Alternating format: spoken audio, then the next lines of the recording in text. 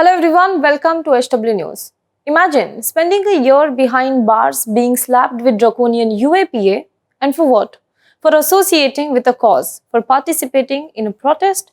The police, while making the arrest, charged them with UAPA for allegedly inciting riots. Since May 2020, they have been in jail. While the pandemic changed the world outside, people grew close to their loved ones, they had to spend their days behind bars. Today, more than a year later, they have received a little relief.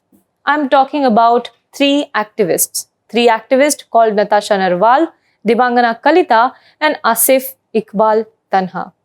Both Natasha Narwal and Debangana Kalita are PhD scholars at Jawaharlal Nehru University and associated with the Pinjra Tod Collective.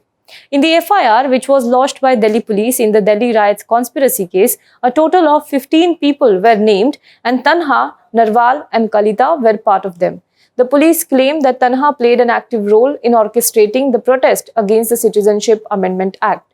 It was also alleged that he is a close associate of Safoor Azargar, Umar Khalid and Sharjil Imam and others, and that he is a key member of anti-CAA protest and subsequent riots in the national capital. It was also submitted that Tanha conspired along with others to overthrow the government by setting up a chakka jam, which is a road blockade in Muslim-dominated areas. Natasha Narwal, on the other hand, had been accused of various offences under the IPC as well as the provisions of the UAPA in connection with the Northeast Delhi riots. It was alleged that Natasha was involved in instigating the local population in certain Muslim-dominated areas in Delhi, particularly women, to protest against CAA and NRC by allegedly seeking to incite feelings of persecution. Furthermore, it was also alleged that being part of Pinjra Tod, Delhi Protest Support Group and Jamia Coordination Committee, she had participated in a so-called larger conspiracy in causing the riots. Today, the Delhi High Court bench of Justices Siddharth Mridul and Anup Jairam Bhambani allowed bail to all the three activists. The bail is subjected to a personal bond of 50,000 rupees and 2 local sureties. The accused will also have to surrender their passport and not indulge in activities that could hamper the investigation in the case. At a time when there has been widespread demand to release political prisoners across the country, it is important to understand the observations made by the Delhi High Court judges while granting these three activists bail. These observations are regarding the UAPA provisions, which also deal with terrorist activities. However, there have been allegations that these provisions have been used against several activists protesting government's policies. In a very important observation, Delhi High Court today said, and I quote, "We are constrained to express that it seems that in the anxiety to suppress the dissent, in the mind of the state, the line between the constitutionally guaranteed right to protest and terrorist activity seems to be getting somewhat blurred."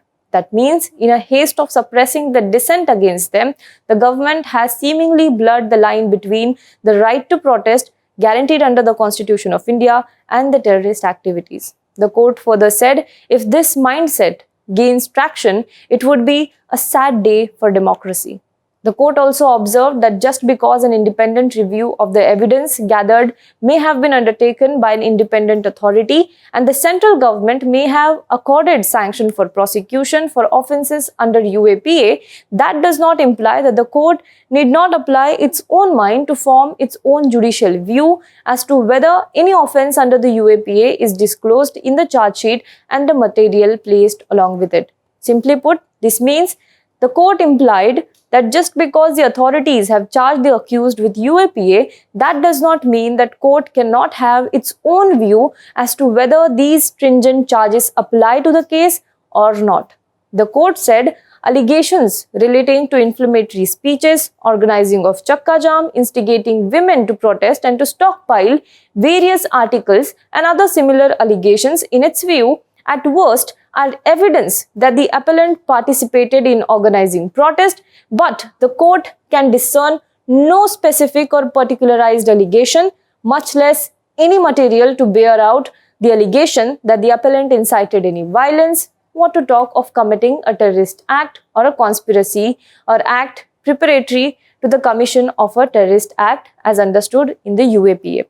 So while granting the bail to Tanha, the court also asked, should this court then wait until the appellant has languished in prison for a long enough time to be able to see that it will be impossible to complete the deposition of 740 prosecution witnesses in any foreseeable future, especially in the view of the prevailing pandemic, when all proceedings in the trial are effectively stalled. The court further said that the definition of terrorist act in section 15 of UAPA is wide and even somewhat vague. The phrase must partake of essential character of terrorism, and the phrase terrorist act cannot be permitted to casually apply to criminal acts.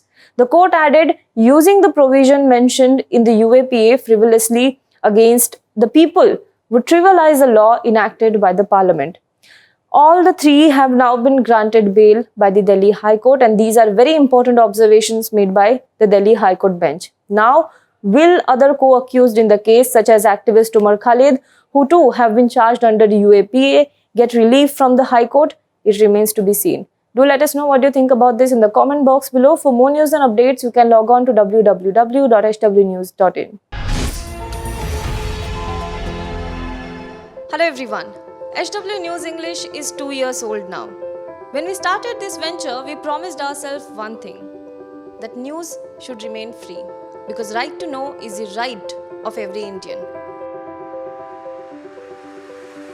But to keep news free for everyone, we need support from some of you. And thus we have rolled out membership on our YouTube channel HW News English. But mind you, the membership is completely voluntary. The programs that we were doing earlier, that we are doing now, will continue to remain free. First level is a basic level. Here, you can be our supporter by paying Rs 199 per month. This membership gives you certain perks and benefits. The perks include unique badges in front of your name, a live show from Mr. Sujit Nair and from Mr. Akhilesh Bhargava per month for our members. You can also vote in some exclusive members-only polls.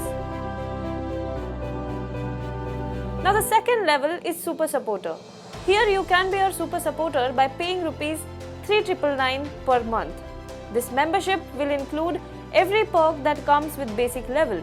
Additionally, our Super Supporters can be a part of a WhatsApp group where we can have discussions and suggestions on various topics. The second perk includes a gift pack with our merchandise.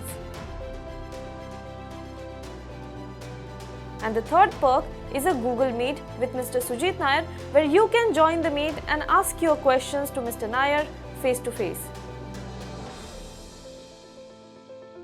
Lastly, if you like, we would give a shout out to our super supporters in our programs. So, hope to see you soon with our badges. Now be the first to know about the latest updates on our new news app. Go on your Android or iOS, search for HW News Network. Download our app, choose the language you prefer to get updates in, and be up to date with the latest news.